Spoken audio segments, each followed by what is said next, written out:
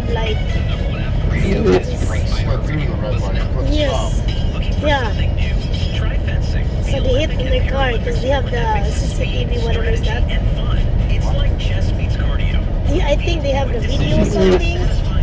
dash cam. Yeah, and then the guy ran over in the red light, and maybe not, but maybe it's so slippery and it's sliding, I don't know. But the side of the car, it's all thin, but everybody was safe. But I'm glad it's not really fast running, or else they're gonna be flying over.